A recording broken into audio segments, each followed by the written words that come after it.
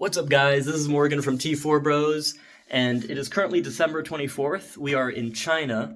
I have a Blitz in my hotel room, and I am here for the 2024 Begode International race. So I'm currently in Guangdong, and it's basically a 7-day long event with rides every single day, and on the 27th and 29th, we will be having races as well. And I'll be covering all of that in this vlog. This is kind of the first vlog-like video that we've made here at T4 Bros, and I'm really looking forward to it. It's going to be mostly voiceover. But anyways, I just finished with day one of this event that's happening in China, and it was an amazing day full of rides and all that. You guys are going to see all of it. But first off, let's start on the 22nd when Lisa and I flew over from San Francisco to China. So I'll see you guys there. This all starts on the 22nd. I got up early, and while waiting for Lisa, I hung out at this cool outdoor area at SFO. The flight was around 16 hours long, though it was fun thanks to being able to chat with Lisa, as well as often taking walks around the plane and stretching. We landed at around 7 p.m. on the 23rd in Hong Kong. How was the trip? It's great. My ass is sore. My muscles are sore. Well, at least we're in Hong Kong now. Immediately went to grab some food as we waited for our ferry that would take us directly to Shenzhen. Taking the ferry allows us to avoid Hong Kong customs and only to have to take Chinese customs. Once arrived at the port in Shikao, Shenzhen, we went through customs. Albert, the amazing person who organized this whole event, picked us up and we took a Didi to the hotel. It's day two, it's the 24th. I got a good sleep and woke up pretty late thanks to jet lag. Kind of missed breakfast and all that. Checked out the view from the window. As you can see, it's great. Hopped in a Didi with Lisa, Nat, which I met, and Millie, which is a representative from Begode. She's amazing. And we took it to the Begode factory for the first time. There I met all the amazing people from Begode and a lot of riders from all around the world. Begode engineers let us try his prototype that he'd been working on for the past 10 years, apparently. It was like a Segway, but without the part in the middle, as you can clearly see. Lisa, what do you think of this contraption? I feel that if you're handicapped, you can't walk anymore, this here is the future. Yes, stand on your feet. Yes.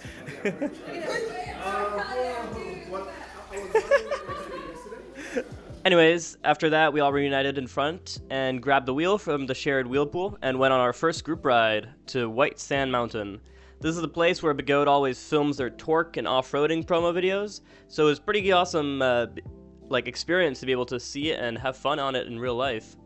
Once back from the group ride, some of the local riders hit some of the ramps Begode has, and we got to check out Begode's new wheel, the Future. I think it's kind of a competitor, or supposed to be a competitor to the InMotion V10, but it kind of sucks and I immediately fried one of its control boards. After that, we then headed for dinner down the street and had our first taste at authentic Chinese food, and also got to experience a squatty potty for the first time, which was interesting. Day 3, the 25th, was pretty similar to 24th, very similar schedule. We all met up at Begode, got our first look at the Blitz Pro, which was Rogers. They had made it in time, and it's an unreleased 168 volt, 3,000 watt hour wheel. Got lunch together and did yet another group ride to White Sand Mountain, where we once again spent most of the day playing around on its peak. And Begode also showed us some other fun spots in the region to do some extreme off-road stunts, basically. The ride back to the hotel this time was a lot more fun because most of us knew the way now, and so a small group of us basically split off and we went ahead at full speed. It was also raining lightly, and it was just so much fun. We're gonna die! Extreme Bowl then invited us to dinner, and they reserved an entire restaurant, and we had yet another feast. They also gave us all their orange Extreme Bowl branded jackets. I noticed that the GT Pro Plus that I had ordered was ready, so I went to pick it up, and went to do some speed runs with my hotel roommate Landy, who also had a GT Pro Plus. We then passed by Begode again to drop off our wheels to charge them. Said hello to others that were getting their tires changed, and that's when I noticed that the Blitz Pro I had ordered was ready, so I happily rode it back to the hotel. December 26th was a pretty exciting day, so we got up early, boarded the bus, and got driven an hour to a drift track to practice for the upcoming race. The drive was long, but man, was a lot of fun looking up onto the rather foreign infinite cityscape outside. Once arrived at the track, we unloaded our wheels from the cargo truck, checked out the location and all of the cool drift cars, got some laps in with my newly acquired Blitz Pro. I even pedal dipped it on the main straight, which scared the shit out of me. As the sun went down, I checked out this cool modified ET Max, and we enjoyed some small fireworks to conclude the day. As everyone wanted to be fit and ready for the next day, a small group of us grabbed dinner at a local restaurant. Alright, day 5, December 27th. We got up at 5:30 a.m., got ready, packed our suitcases with our gear and equipment for the day, and went downstairs to get on the bus. Same long drive to the track as yesterday, though this time most people were still very sleepy, and even some sleeping. Once arrived, all the wheels were already lined up in a pretty visually pleasant way, and we lined up and got our race registration. Funny thing happened, Brian asked the Begode engineers for more power on the Blitz Pros, so they pushed out an update to increase the phase current. His wheel updated without any problem, but everyone else who updated their Blitz Pro suddenly found themselves with a non-functional wheel. Thankfully, Begode hurriedly came out with a patch and fixed the issue. We then had some free time to do some last practice laps on the track, followed by a racer meeting where we were explained all the details of how everything was going to work. After the racers meeting, the qualifier started. I got third in my heat. Basically, your qualifiers determine your placement for the first eliminating heat. I got third again for my first eliminating heat because we were against the same people. That placement now determines your placement for the semifinals, where I somehow got third out of 15 racers again. During all of these races, quite a few people crashed, and even some had injuries so bad they had to be taken out in an ambulance. Oh! Shit. I honestly didn't expect to make it to the finals, but here I was, on one of the 2 tire warming laps before we lined up for the finals. All of us now lined up, the finals began. It was a really fun race. I, of course, didn't stand much of a chance against the champions from California, like Sho, Zach, and Roger, but for it being my first EUC race, I'm pretty happy I managed to fight my way up to a final position of 6th place. Congratulations to Aaron for getting 1st place. We had the podium celebration. All top 10 racers in the finals got a medal and a Begode helmet, though 1st through 3rd also got a brand new electric unicycle from Begode. Fireworks were lit to end this amazing day of racing, and we all headed back onto the buses and back to a restaurant for dinner. One of the riders is actually an opera singer, and he sang for everyone at the restaurant.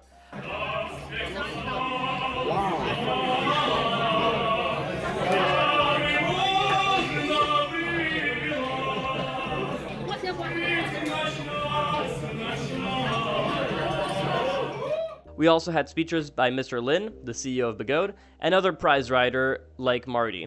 Thankfully, Begode brought our wheels directly to the restaurant, so we could ride back to the hotel once we were done eating. If today hadn't already been crazy enough, a small group of us decided to go for a night ride, which was loads of fun. Sadly, I don't have much footage of it. Day 6 was kind of a rest day for us, since we would have the off-road race the next day, so I started off the day with testing the Blitz torque by riding it up some stairs. We ordered KFC and had lunch in Mr. Lin's office at Begode, then gave us a fun factory tour where they showed us the entire production line and all the processes, though of course we couldn't film any of it. Though after the tour, we got to check out and try out for the first time the new Begode Panther.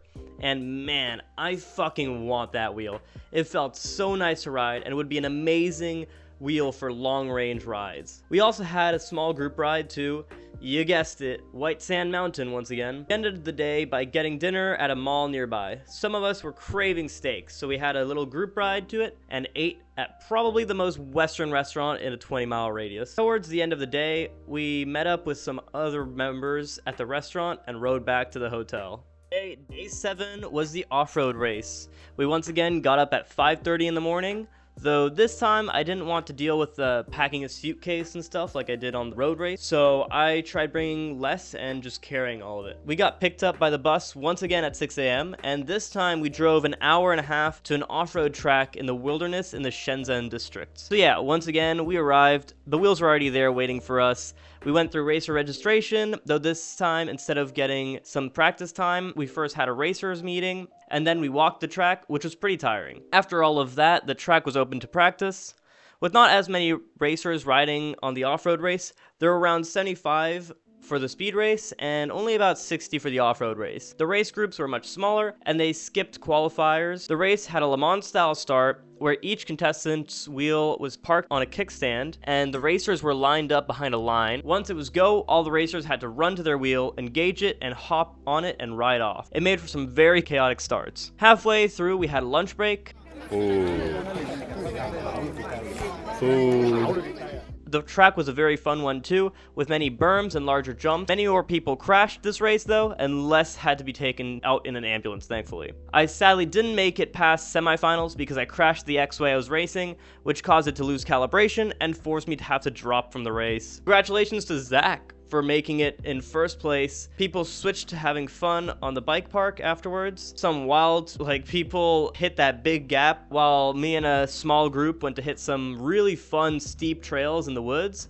We even came across this chicken who seemed very interested in our wheels. At around 5, we were all picked back up by the buses and driven home. The buses dropped us off at this open-air karaoke place, and everyone had a great time, and many of us got drunk, including me. Sang our heads off all night long, even lit a couple firework thingies, which attracted the police's attention. Thankfully, we did not get in trouble. They're fun to throw at cars. It's so nice that the drinking age in China is, and literally everywhere except for the fucking US, is 18. I could actually legally drink alcohol and have a good time. This was also my first time doing karaoke, and I'll definitely be doing it again. I had so much fun. December 30th. Albert, the one who organized the entire event, works for InMotion, so he got everyone an exclusive tour of their offices. So we all hopped into the buses again and got driven to InMotion's headquarters in Shenzhen. I wasn't feeling the best and had a sore throat from all the horrible screaming I was doing the night before the karaoke, and I was hungover, but it was still a very fun day. I tried sleeping on the bus ride over, but to no avail. At InMotion, we got a tour of their showroom, got an exclusive tour of their offices, of which there are parts that we are not allowed to show because of unreleased wheels. So in my opinion, the coolest part was this dyno machine that you can ride to more realistically test the wheel's limit. Though, thanks to Landy breaking the machine from riding it too rough, I wasn't able to try. And finally, we all gathered into a large meeting room, and Albert gave us a slideshow presentation of InMotion, where they are right now, their future plans, and a bunch of other things I'm not allowed to talk about. After the presentation, we walked into a fancy restaurant and ate lunch. Once we got back to the InMotion skyscraper, our wheels were waiting for us. We quickly headed back up to grab our things and get goodie bags with InMotion jackets and prepared for the upcoming ride. At first, the ride consisted mostly of riding on the sidewalk, until we got into a more rural road up a mountain and switched to a fun off-roading adventure. We rode back down the mountain and hopped back onto the buses to head back to the hotel as usual. Had yet another dinner, got to try Chinese boba for the first time, and wow, it's so much better than American boba. Ash, a fellow racer and friend I made, also fed this pregnant stray cat that was chilling by us. After dinner, a group of us decided to take Didis, which are, those Ubers in China, to the spa place by the mall. Our group was so large, we took up every single room that the spa place had, which made for a funny waiting time, as you could go from room to room and chat with other racers and friends you made. Do you like my foot massage technician? I'm not massaging. Very cute. They spell. There's a force field. Would you like to tell us your experience so far? Well, I had my nipple hair sucked. Oh my goodness. Day 9, New Year's Eve, started with us checking out yet another unreleased Begode wheel, the Future D. It's literally just the Future, but with a wider rim to fit 2 small tires. Basically, a copy of the InMotion E20. Once again, had a group ride though. This time, it wasn't to White Sand Mountain, but instead to a little lake up in the hills. I really enjoyed all of the traffic weaving we did as we skipped through massive amounts of traffic. Ash, me, and Nico, who is Ash's boyfriend and another amazing rider and racer, cut off early from the group ride to go to the mall. We had already been at it twice now, once for the steak and once for the spa, but had never gotten the opportunity to really visit it. Sadly, we didn't get to spend much time there before we had to head to dinner. Met up with Begode on a nearby lake island to eat dinner and celebrate New Year's. The clock ticked to midnight, we lit our fireworks and watched the sky lit up with fireworks. I've never seen this many fireworks in the sky back in San Francisco. And keep in mind, this is like a small rural town. The fireworks came to an end, we decided to get going. The only problem was that the traffic was absolutely insane. So many cars, so many mopeds, so many people. Absolutely impossible to get a DD, so we walked for a good 20 minutes until this random guy on this cargo tuk-tuk offered to give us a ride to somewhere with less traffic so we could order some DDs. He somehow managed to fit all 8 of us into his small-ass tuk-tuk and drove us through the island to the entrance of the bridge. This was such an unexpected thing to happen, and honestly, so much fun. Once the tuk-tuk got to the bridge connecting the island to the city, he dropped us off, and we finished the remaining trip back to the hotel in DD's. Yeah, so day 10, January 1st, and my last day in Guangdong started off with us saying goodbye to some people who were leaving in the morning. Many people had already left in the past couple of days, but we were still a pretty large group. Some of us decided to visit the spa again, where we got some more in-depth massages than last time. We then went back for a 3rd time to the mall to actually have some proper time to enjoy it. Got a balloon from a clown, checked out a statue with a well-sized buttocks, tried these weird shaking exercise machines, ate dinner, and checked out some other stores. This mall is so large, the inside area alone is 5 stories high. It puts American malls to shame.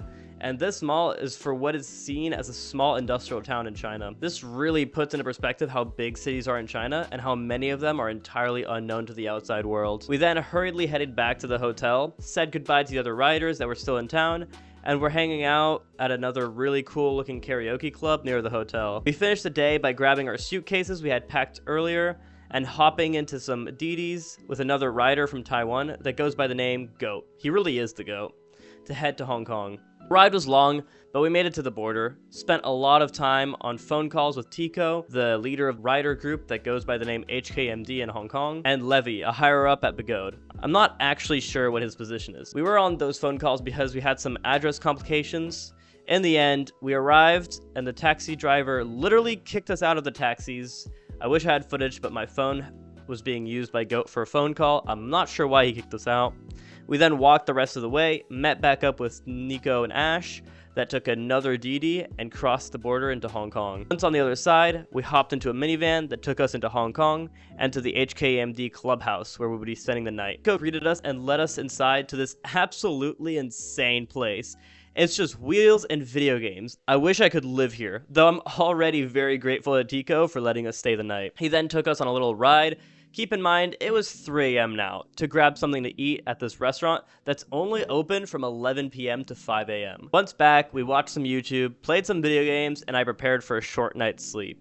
Day 11, January 2nd. This day started off early, at 6 a.m. when I got up whilst making sure not to wake anybody else that was sleeping in the clubhouse. Except for this one other local rider that had just been playing video games all night long and was still up gaming. I gathered my bags, hopped into an Uber. Yes, they use Ubers in Hong Kong, not DDs. It's confusing.